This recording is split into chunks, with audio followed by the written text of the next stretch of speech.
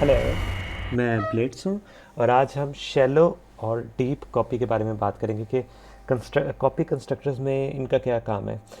तो पहले हमने बनाए थे कॉपी कंस्ट्रक्टर्स, ठीक है। तो वो डायरेक्ट कॉपी करते हैं, जितने भी मेंबर्स होंगे उनकी वैल्यू पकड़ के डायरेक्ट वैल्यू कॉपी करके फेंक देंगे, उनमें तो मसला नहीं आ रहा था।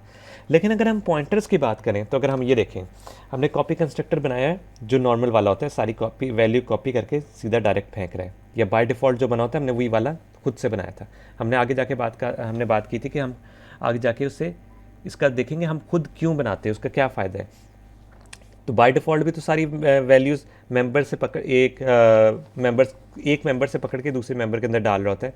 तो हम क्यों बनाएंगे अपना कॉपी कंस्ट्रक्टर।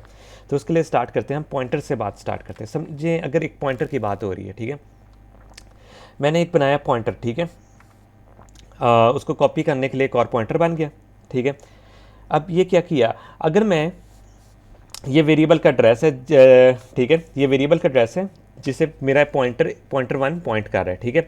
अब मैं कहता हूँ pointer is equal to pointer two, तो क्या होगा, ठीक है। तो ये होगा कि जो एड्रेस होगा ना, जो मतलब पॉइंटर की वैल्यू थी वो उसमें कॉपी हो जाएगी। ये बाय डिफ़ॉल्ट जो कॉपी कंस्ट्रक्टर करता है वो भी यही करता है कि अगर पॉइंटर की वैल्यू होगी ना, वो दूसरे पॉइंटर की वैल्यू में चले जाएगी। तो दोनों की वैल्यू सेम होगी और दोनों एक ही वेरिएबल को पॉइंट कर रहे हैं। इससे मसला क्या होगा, हमने कॉपी कंस्ट्रक्टर के थ्रू पॉइंटर्स बनाए, ठीक है। अब ये वेरिएबल में 10 पड़ा हुआ है, मैं राइट वाले पॉइंटर से डी रेफरेंस करके इस वेरिएबल की वैल्यू चेंज करता हूँ 14।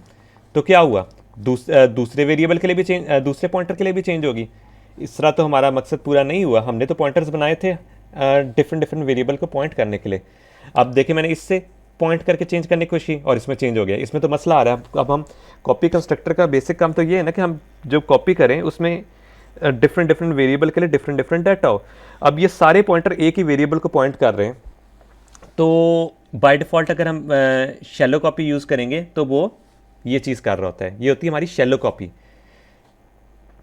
तो बात आ जाती है, अगर हम खुद से अपना कॉपी कंस्ट्रक्टर बनाएं जिसे हम डीप कॉपी के नाम से भी कहते हैं, कि हम डीप कॉपी करें उसकी, तो वो क्या होती है। डीप कॉपी में बेसिकली ये होगा, हमने बनाए दो वेरिएबल, दो पॉइंटर्स, और उनके अलग अलग से अपने अपने वेरिएबल बनेंगे, ठीक है।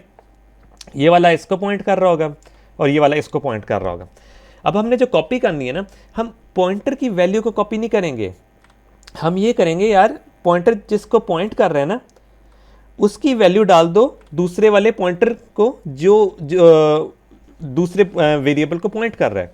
मतलब देखें, पॉइंटर वन जिसे पॉइंट कर रहा है उसकी वैल्यू है 2, जो दूसरा पॉइंटर है जिसे पॉइंट कर रहा है वो खाली था, हमने कहा वहां उसकी वो वैल्यू डाल दे। तो इस तरह ये सीन होगा कि डी रेफरेंस करके पहले वाले पॉइंटर को हम कहेंगे कि दूसरे वाले के डी रेफरेंस करके उसमें डाल दे, ठीक है। तो वैल्यूज हमारी आ गई सेम, हमारा जो पहले वाला मकसद है वो तो पूरा हो गया। अब हम देखते हैं यार कि अगर हम एक को चेंज करते हैं दूसरा चेंज होता है या नहीं होता। हमने इसको चेंज किया 4, अब वो लेफ्ट साइड वाला 2 तो चेंज नहीं हुआ, इस तरह हमारा मकसद पूरा हो गया। ये होती है डीप कॉपी। तो बाय डिफ़ॉल्ट ये नहीं इस तरह होती pointers by default shallow copy ही होते हैं, इसलिए हम अपना खुद से कॉपी कंस्ट्रक्टर बनाते हैं ताकि अगर हमारा पॉइंटर का कॉन्सेप्ट आ जाए तो हम इस तरह अपना कॉपी कंस्ट्रक्टर बना पाएँ।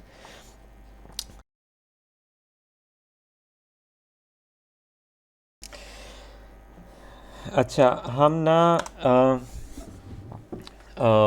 एक सेकेंड, हाँ, हम इसी को कोड में देखने के लिए एक प्रोग्राम लिखते हैं जिसके अंदर हम एक बनाते हैं करैक्टर पॉइंटर बनाते हैं, ठीक है। हम क्या देते हैं यार, ये हो जाएगा हमारा डाटा, ठीक है, डाटा के नाम से बना दिया।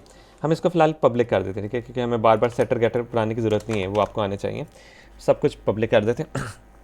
अब हम एक कंस्ट्रक्टर बनाते हैं, एक डिफ़ॉल्ट कंस्ट्रक्टर बनाते हैं, सॉरी एक पैरामीटराइज कंस्ट्रक्टर। सबसे पहले क्योंकि हमें डिफ़ॉल्ट कंस्ट्रक्टर बनाना ही पड़ेगा, क्योंकि हम आते ही पहले कॉपी कंस्ट्रक्टर से कॉपी नहीं कर सकते, जबकि जब वेरिएबल ही नहीं बना तो हम कॉपी क्या करेंगे, ठीक है। तो हम एक कॉपी कंस्ट्रक्टर बनाते हैं,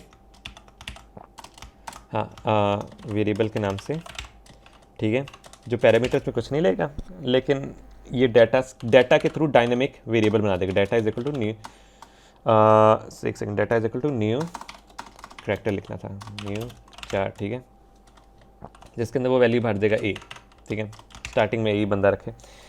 फिर एक कॉपी कंस्ट्रक्टर बनाते हैं जो लेगा एक और वेरिएबल को एज अ रेफरेंस, ठीक है, और उसमें हाँ उसको कर देंगे न्यू डाटा के नाम से, ठीक है, न्यू डाटा के नाम से ले लिया, सॉरी, ले लिया। अब इसमें क्या होगा, हम पहले एक वेरिएबल बना लेते हैं यार, इधर साथ साथ भी काम करते जाते हैं। वेरिएबल बनाया हमने 1 के नाम से, ठीक है। इसके अंदर ये हुआ कि 1 गया इधर पॉइंटर के थ्रू एक डायनेमिक वेरिएबल बना जिसकी वैल्यू होगी a, सही। ये इसके अंदर एक पॉइंटर और वेरिएबल जिसको ये पॉइंट कर रहे हैं, दोनों चीज़ें बन चुकी हैं। अब हमने कहा कि यार हमने बनाना है वेरिएबल 2 जिसको हम रखेंगे 1 के इक्वल, ठीक है, वेरिएबल हाँ, जिसको हम रखेंगे 1 के ऊपर। अब ये जो 2 है ना, रेफरेंस, ये इधर जाके ना अटैच हो गया इधर, ये न्यू डाटा बन गया, ठीक है, रेफरेंस, क्योंकि यहाँ रेफरेंस लगाया तो जो न्यू डाटा में चेंज हो रही होगी वो 2 में भी चेंज हो रही होगी। अब हम क्या करते हैं यार, हम ये कहते हैं कि हम ये कहते हैं कि इस जो पॉइंटर है ना, डाटा वाला पॉइंटर है, हम कह देते हैं यार डायरेक्ट कॉपी। हम अभी शैलो कॉपी कर रहे हैं जो बाय डिफ़ॉल्ट होती है इसके अंदर। हम कहते हैं यार इसके अंदर कह दे कि डाटा के अंदर डाल दे न्यू डाटा का डाटा, ठीक है। अब इससे क्या होगा, ये एक पॉइंटर है, ठीक है, इसके अंदर जो भी चीज़ पड़ी होगी वो एक एड्रेस होगा। तो उसने कहा जो इस पॉइंटर के जो हमने न्यू डाटा वाला का डाटा है ना, उसके अंदर जो एड्रेस पड़ा हो ना वो पकड़ के इसके अंदर डाल दो।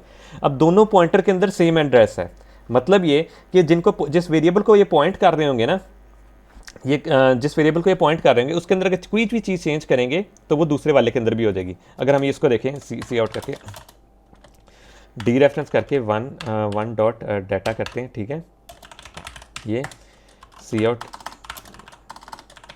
डी रेफरेंस करके 2 डॉट डाटा करते हैं तो क्या होगा,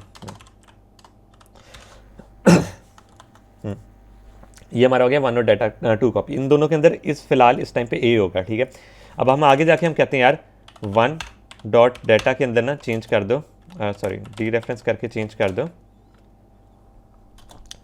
बी कर दो, ठीक है। तो क्या होगा, दोबारा से सी आउट करते हैं इसको, देखते हैं क्या चेंज आता है। अगर हम इसको प्ले करें हो क्या रहा है, स्टार्टिंग में हमने कॉपी किया ए सही आ गया, हमारी कॉपी सही होगी, लेकिन मसला क्या है, हमने बीच में 1 के अंदर डाटा के अंदर चेंज किया तो बी के अंदर दूसरे वाले के अंदर भी हो गया। वो इस वजह से हुआ क्योंकि दोनों पॉइंटर में तो सेम एड्रेस पड़ा हुआ है। अब पॉइंटर के थ्रू हम एक वेरिएबल को, जिसको एक है तो एक वेरिएबल ना, उसको चेंज कर रहे हैं तो वो हमेशा डी रेफरेंस करेंगे तो सेम आंसर आएगा, क्योंकि दोनों पॉइंटर्स एक ही वेरिएबल को पॉइंट कर रहे हैं। वेरिएबल के अंदर डाटा चेंज हो तो दोनों के में डाटा शो चेंज आएगा ना। तो इसके लिए हम कहते हैं यार बजाय हम पॉइंटर्स को कॉपी करें, मैं इस डाटा के थ्रू ना एक और नया वेरिएबल बनाता हूँ। जब भी एक नया पॉइंटर बनेगा तो नया वेरिएबल भी बनाए साथ साथ। मैं एक नया वेरिएबल बना रहा हूँ, मैं कह रहा हूँ यार उसके अंदर जो इंफॉर्मेशन जो डाटा होगा ना वो क्या डलेगा, मैं डी रेफरेंस करके न्यू डाटा के थ्रू सिर्फ वैल्यू मंगवा रहा हूँ। मैं एड्रेस कॉपी नहीं कर रहा इस बार मैं कह रहा हूँ कि यार जो वैल्यू है ना, न्यू डाटा में जो वैल्यू पड़ी है वो पकड़ के इस डाटा के वेरिएबल के अंदर, ये डाटा जिसको पॉइंट कर उस वेरिएबल के अंदर वो डाल दे। अब अगर हम यहाँ बात करें तो हमारे 2 पॉइंटर बन गए और 2 अलग-अलग वेरिएबल बन गए। दोनों पॉइंटर के अंदर डिफरेंट वैल्यूज पड़ी हैं, मतलब वो डिफरेंट वेरिएबल्स को पॉइंट कर रहे हैं, लेकिन जो वेरिएबल्स की वैल्यू इस टाइम तक ना सेम है, क्योंकि हमने डी रेफरेंस करके वो वैल्यू पकड़ के उसके अंदर डाली थी। लेकिन अभी हम अगर 1 के अंदर चेंज करेंगे तो दूसरे वाले के अंदर चेंज नहीं होगा, क्योंकि वो डिफरेंट वेरिएबल है। 2 डिफरेंट वेरिएबल को पॉइंट करे, 1 डिफरेंट वेरिएबल को पॉइंट करे। अगर हम इसको देखें तो देखें, अब ये देखें ए के अंदर जो चेंज आया, एक कॉपी होके इधर आ गया। अब हमने 1 के अंदर चेंज किया बी, लेकिन दूसरे वाले के अंदर चेंज नहीं हुआ, उसके अंदर ए ही रहा। तो ये हो जाती है डीप कॉपी। और हाँ, और बात आ जाती है अगर हम डिस्ट्रक्टर्स की, डिस्ट्रक्टर्स जब हम पॉइंटर्स की बात करेंगे ना, डायनेमिक वेरिएबल्स की बात करेंगे, हमें डिस्ट्रक्टर बनाना बहुत ज़रूरी होता है। हम कहते हैं यार हम एक डिस्ट्रक्टर बना लेते हैं, ठीक है। डिस्ट्रक्टर के लिए आपको ये इस तरह सिंटैक्स लिखना पड़ता है, और हम कहते हैं यार डाटा को ना डिलीट कर दो, ठीक है। ये जो डाटा है ना इसको कर दो, सॉरी डिलीट डाटा कर दो, ठीक है। इससे ये होगा कि हमारा डाटा भी डिलीट हो जाएगा। ठीक है, पहले हाँ, हम डिस्ट्रक्टर्स को एज ए वेरिएबल्स को डिलीट करने के लिए लिख सकते हैं। इस तरह हमें डायनामिक वेरिएबल खुद से बार बार डिलीट या नलीफाई नहीं करने पड़ेंगे।